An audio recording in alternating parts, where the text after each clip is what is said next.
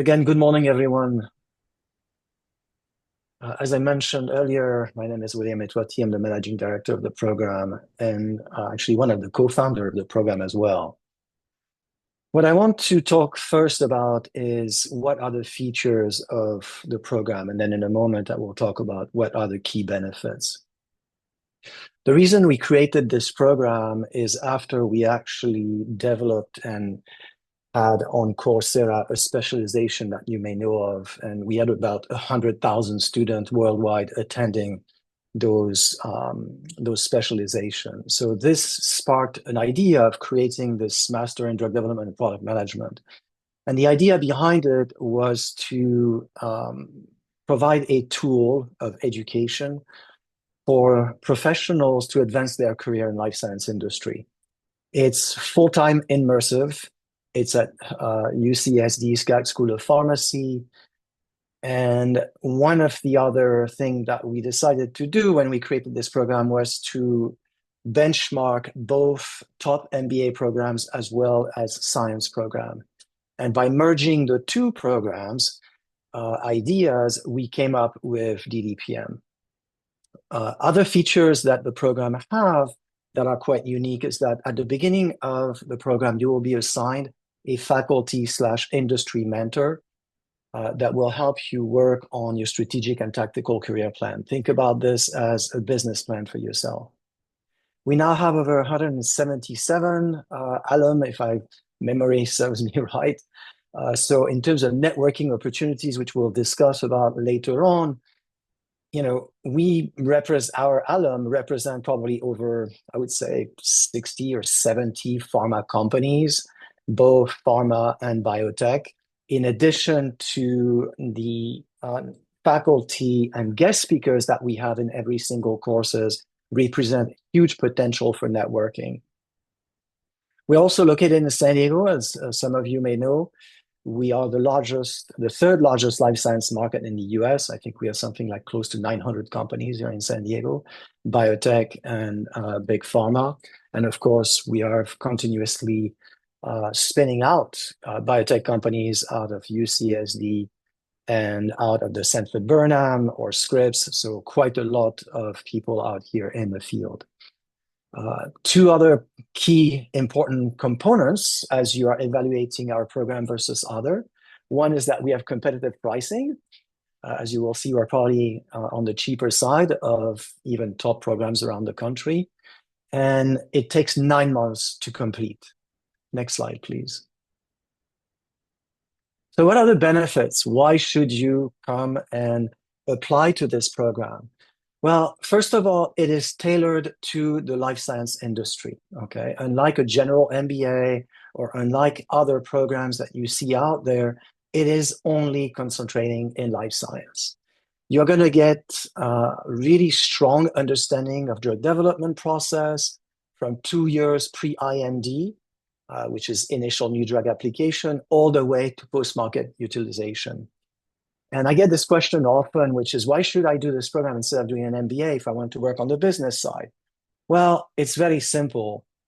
What you will learn throughout DDPM is basically everything you need to launch drugs on an international basis.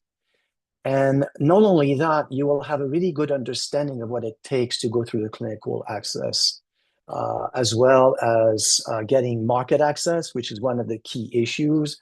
Even though you may have your drug approved, if you do not have market access, you do not have a market and you do not have sales.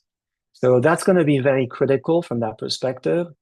The program also uses real-life case studies. We have access to case studies from all the top business schools around the country, but we also have case studies in clinical development. We have case studies in regulatory affairs. We have case studies in market access. All of those case studies that come in are being taught by professionals that are actually working in the pharmaceutical and biotech industry. On average, faculty has between 5 to 10 guest speakers for each of their courses, which again makes it very unique.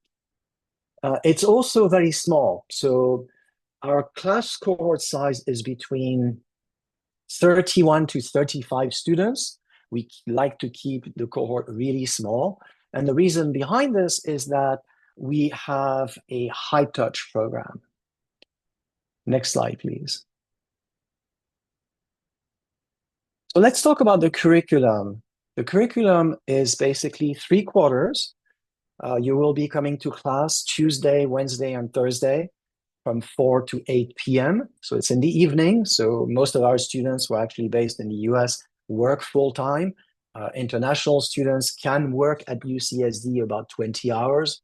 They cannot work outside of UCSD because of regulation from the federal government.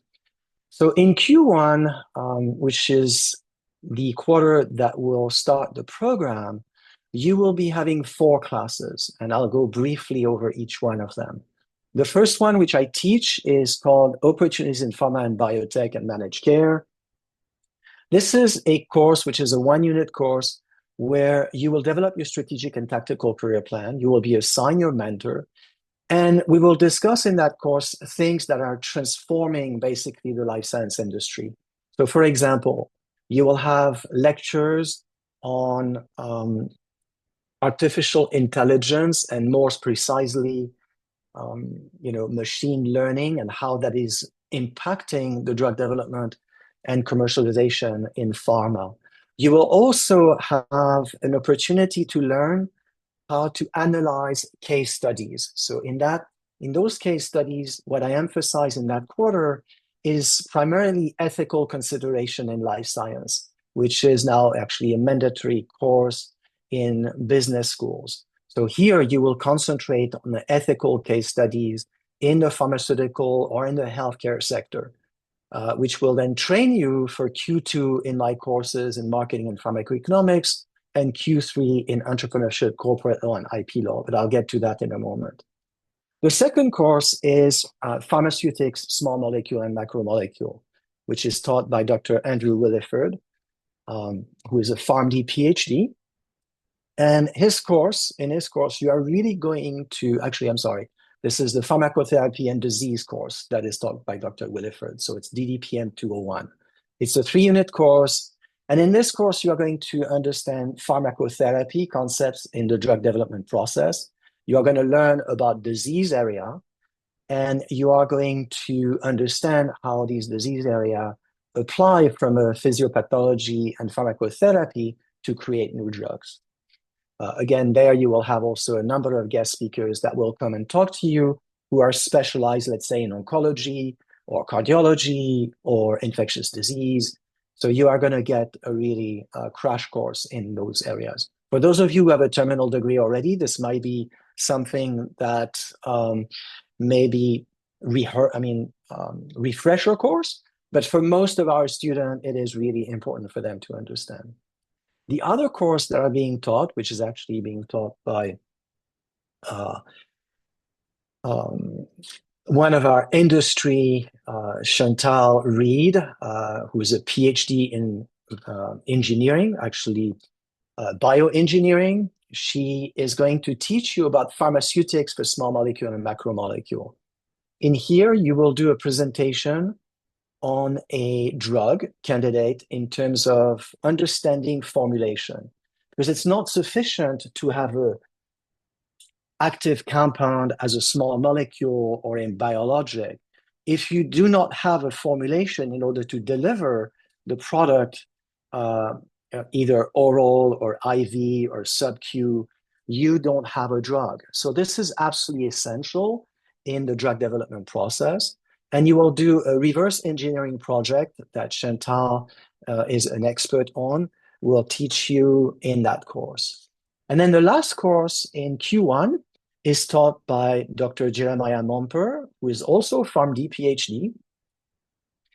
And you will learn there basically how to file an IND, initial new drug application. You will learn how to file a new drug application, an NDA.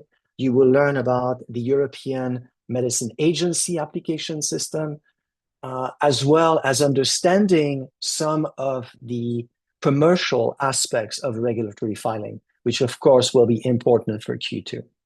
Next slide, please.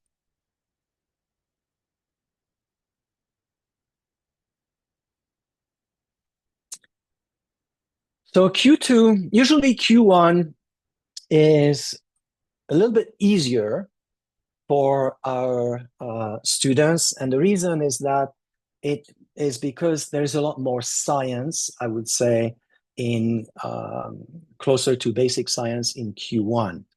Q2 becomes a bit harder, and Dan will comment on that. I mean, that'll be interesting to hear his perspective. And again, it varies by people. Q2 is harder because you are going to have a lot more quantitative courses, especially in marketing and pharmacoeconomics, as well as health outcome. But let me start with the first course, which is clinical trial development, where you are going to learn how to write clinical protocol. For those of you who are interested in pursuing a career in clinical development, getting out of the lab, this is a fundamental course because there you're going to learn how to write basically a phase 3 clinical protocol. Dr. Ma, who is also the faculty director, and we are both co-lead of the program. Actually, Dr. Ma and I were the co-creator with Dr. Momper, which I talked about earlier, is going to be co-chairing that course with two other faculty who are MDs from Pfizer in the field of clinical development, specifically in the field of oncology. But you will learn a lot more than oncology. You will learn other therapeutic areas as well. This will be an essential course if you want to go in clinical development. The second course of that quarter is taught by Dr. Cuomo, Raphael Cuomo, in health outcome evidence. Raphael is a PhD. And in that course, you are going to understand basically how to examine application strength and weaknesses of value evidence data from phase 2, phase 3, and also phase 4, which is absolutely essential as you are trying to get your drug on the market. And this link really well with the marketing course and pharmacoeconomic course that I teach with Dr. Doshi, DDPM 208. Dr. Doshi is a PharmD. He is vice president of pharmacoeconomics in a biotech company. He has over 20 years of pharma and biotech experience.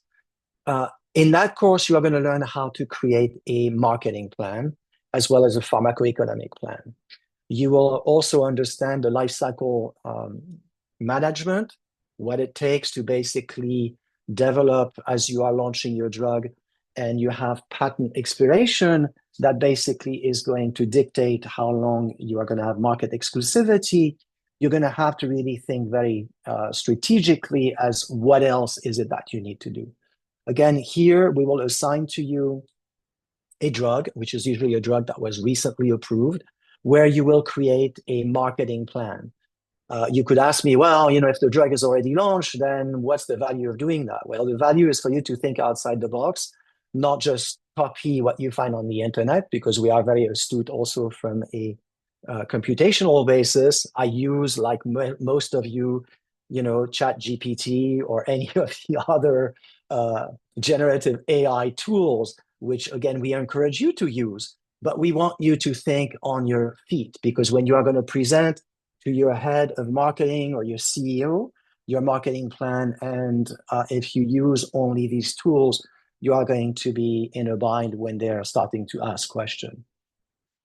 Next slide, please. One last thing I will mention is that in all these courses, again, in Q2, you will have a lot of guest speakers who come from industry, who are basically practicing marketing, practicing clinical development, practicing pharmacoeconomics, or practicing health outcome. Next slide, please. The third quarter, which sometimes becomes a little bit stressful for students because, again, it's pretty heavy in terms of the content. Many of these courses also you have to understand, we never have enough time to cover everything in class, which is why we give you a lot of resources on Canvas most of the time. The faculty is always accessible to you. But this is graduate school. This is not undergrad where you just have to regurgitate what you learn in a book. So let me talk about the courses of Q3. There are 3 key courses. Biologics and biosimilar, even though we need to change the title of this course, covers a lot more than biologics and biosimilar, because it covers, and I actually do that also in Q1 into one lecture, which is kind of like drinking out of the fire hose. where we talk about cell therapy, we talk about gene therapy, we talk about antibodies, we talk about antisense oligonucleotide, we talked about AI. So in this course, which is a 4-unit course, again, chaired by Dr. Ma, he has two co-chairs.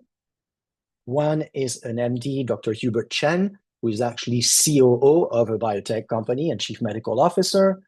And then Neil Van Castelly, who's a PharmD, and I believe he's PharmD PhD as well. And he's now actually CEO of a small biotech company as well as being faculty at the School of Pharmacy. In here, you're going to understand how biologics and biosimilar are being developed, as well as I mentioned, all the other new therapeutic areas like gene therapy, cell therapy, and so forth. The second course of this quarter is taught by Dr. Nikki Nogal, who is also a PhD in bioengineering at Lonza. And she's going to talk about project management and the impact of bioengineering in terms of project management and drug development as well. And then we have an MBA who is Anne Petrie. Anne Petrie is going to teach in that course on managed market and market access, which you will have covered also in marketing, as well as the Affordable Care Act. But she's going to go a bit more in depth and explain to you how fragmented the US market is. This is primarily on the US segment. You will learn about the international marketing, market access in DDPM 208 in marketing previously. But here, Anne Petrie really concentrate on the US market, which is very critical. And then the last course, which is what I would call a seminal course, is usually very hard for students. And I say it's hard, and I see Dan shaking his head. It's hard because you have to basically take everything you have learned through Q1 and Q3 and create an investor presentation on a new company. You have to basically, and of course we teach you how to do that, but you have to put an investor presentation / business plan of a new co. I have two co-chair in that course. They are both attorneys. One is an IP attorney who is at Thermo Fisher, Alper Erta, who is now going to teach for his third year. Absolutely fantastic. You are going to learn about IP. You're going to learn how to search, the US Patent Office. You're going to learn also about European Patent Office and understanding, the difference between a patent and freedom to operate, which is also absolutely essential. And then I have another co-chair who is a corporate attorney. And then you're going to learn about the difference between an S Corp and a C Corp or an LLC, and why that is important when you are creating your biotech company. And then I will be teaching there the entrepreneurship aspect, where I invite many CEOs. Some of them are serial entrepreneurs. Others are just brand new CEOs who are just starting their companies. And you're going to learn there how to raise capital, how to do valuation. That's another piece. Some of you want to do corporate development. Many of you have a misunderstanding of what corporate development has, but you are going to learn all the different positions that exist. And again, this course is fairly quantitative as well. I did, for the past 2 years, an experiment with having you guys do valuation analysis. Some of you do very well, some of you don't do so well, but that's okay because we are here to teach you. At the end of the day, we want you to know how to do it. Even if you don't do so well during the course, at least you will be able to do that later on in your career. So that's basically it. And then the final step of the program, also, which is why you guys are a bit stressed, is that you have a comprehensive exam, which is what I call minimum basic requirement. You have to have 70%, so it's all multiple choice. It covers every courses that you have to do. It's about a 2-hour exam that you have to do at the end. One of the other thing I did not mention is that all of these courses will ask you to do projects where you will present in front of the faculty. It will basically help you to hone your soft skills, which I'm going to talk in a moment. and work in teams. Teams change every quarters, so you learn to work with many, many different people. Next slide, please.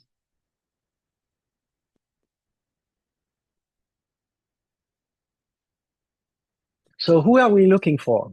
We are looking for professionals, and I say professionals because we want people who have at a minimum, a bare minimum, 1 year of full-time work experience at the time of application. Okay, so before you apply, if you do not have 1 year of experience, I suggest you go and get that.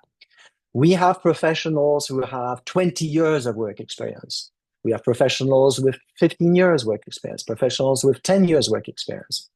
All of our students and alum had an undergrad degree in science with the relevant work experience in life science. We have a number of PharmDs, MDs, or MBAs. You could ask, oh, wow, you have MBAs as well. Yes, we do. In the science field. We have also had PhDs, actually, so we could update that slides. And we have both a mix of domestic and international student because we like to recreate the same environment as what you find in a biotech or pharma company. Next slide, please. We have people from around the world. I'm not going to read you all, the countries. Every year it varies, but we pride ourselves to try to recreate a complete international and diverse environment of students because it allows you to think outside the box. If you are doing marketing in Spain or you are doing marketing in Taiwan, it's going to be very different. Drug development potentially is going to be different. The populations are different as well. So you're going to have to understand the differences, which is what we teach in the courses. Next slide, please. I was talking about earlier networking, which is one of the key reasons why you want to do a graduate program. This is the reason why. If you look at all these companies, and we have many others, every single company is here. We have an alum or a guest speaker or a co-chair that are working there. What does that mean? Does that mean they are going to get you a job? No. It means that they are going to be a resource for you when you are looking for positions so that you learn more. You can learn a lot more about the company. And eventually, if you develop a relationship with our alum, I actually co-created at the beginning of the program, I created a LinkedIn group where all of our alum, I would say probably 99% of our alum are part of the group. And they are a tremendous resource. And I've never heard a student say, oh, I reached, so-and-so who's an alum from DDPM, and they were not willing to talk to me, okay? I have never heard that from any of our students. Maybe it will happen in the future, but so far I've never heard that. On the other hand, you cannot anticipate that because you know an alum, they are going to hand you a job. The work is with you. You have to find your own job that you are interested in. You have to be qualified. And then, of course, you can reach out to the alum and say, hey, I saw this job. It's really interesting. Would you be willing to tell me more about the company? How do you like working there? What can you tell me? Can you maybe refer me to the hiring manager? And again, this is something that is a tremendous value that we now have from that perspective. Next slide, please. Example of job opportunities in clinical development. All of the titles you see here, our alum now have, okay, which is pretty impressive to me. Some of them had zero experience in clinical development. Most of them had zero experience in marketing and pharmacoeconomics. I'm very proud of all the students who are now working there. Same thing in business development or CEOs. We now have a couple of CEOs who were not CEOs before they joined. We have some vice president, which I don't see on there, which we should add, for example, in strategy operation.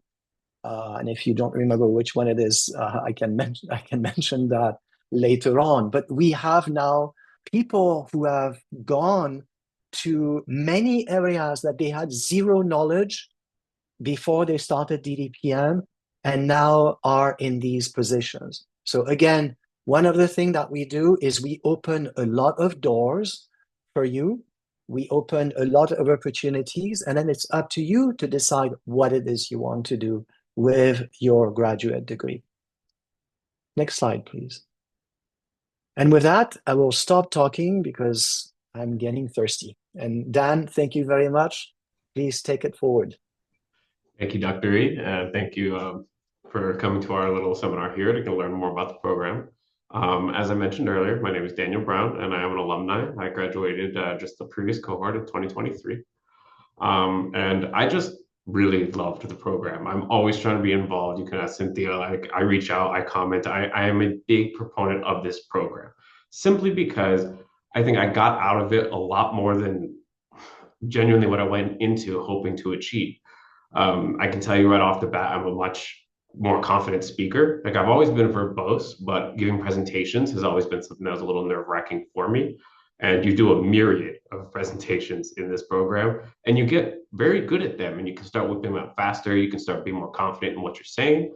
And that's actually directly applied to my job then, because then when I go and I speak in front of people who may know a lot more than me or may need to be like let's say dumbed down a little bit to try and make it more accessible to the masses, that's now something that I've picked up simply based on the fact that there are a lot of projects. That's a good thing because it gives you experience in a lot of different ways. And ultimately, I didn't start at Arrowhead. So a little caveat for my story, at least for this, is one of the guest speakers that came was actually from Arrowhead Pharmaceuticals, where I work now. Ann Ta. She came in and she gave a little guest lecture, and she was working in an oligo space. And at the time, I was working in oligos as well, like a nucleotide gene therapy. And we just got to talking after class. And ultimately, she was telling me that there was a large expansion and they were hoping to bring in, kind of new chemists that want more opportunities. And being in that area, I was very interested and I reached out. And at first, nothing came from it. And that's kind of anticipated. As Dr. E said, no one's going to hand you the job. But I did build the rapport with Anton. And in fact, I had lunch there just today. Um, Overall, it's genuinely fantastic. We were able to communicate. She was able to try to kind of figure out what I'm interested in, what was I pulling from this degree, and how do I want to apply it. And I began to talk about how I was really interested in the management, the project management kind of area, along with operational excellence, things of that nature.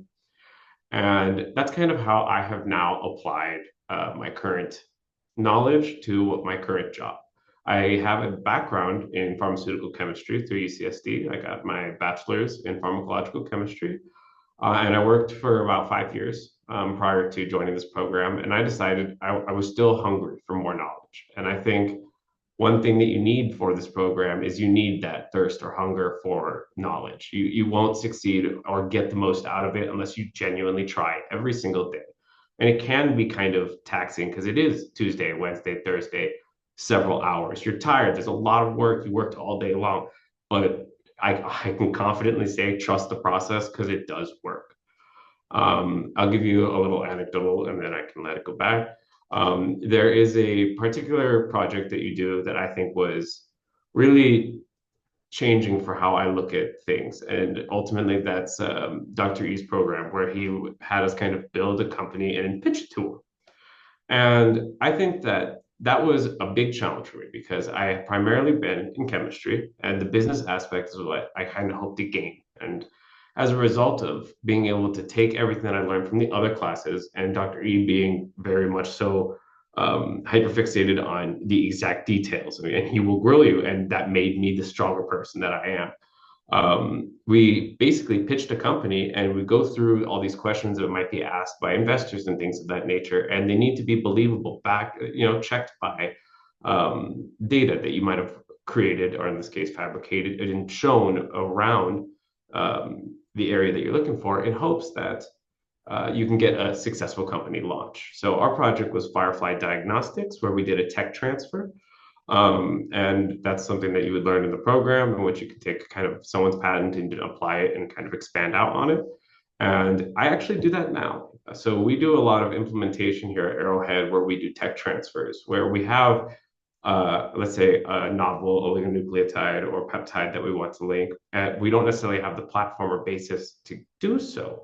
So we can kind of partner with other companies and where they can take their methodology or maybe their platform and now apply it to our work and then be able to then implement our work into eventually getting a drug to the patient, which at the end of the day, it's always about getting the drug to the patient.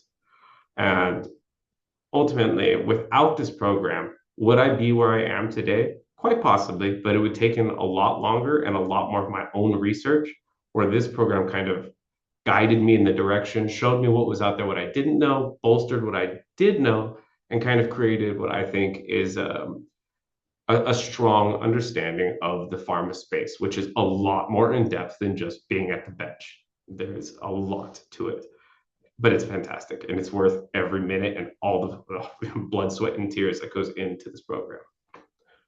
And with that, I can field questions, but I love this program and I would recommend it to anyone who's interested in pharma and wants to learn a little bit more and who honestly just wants to further their career.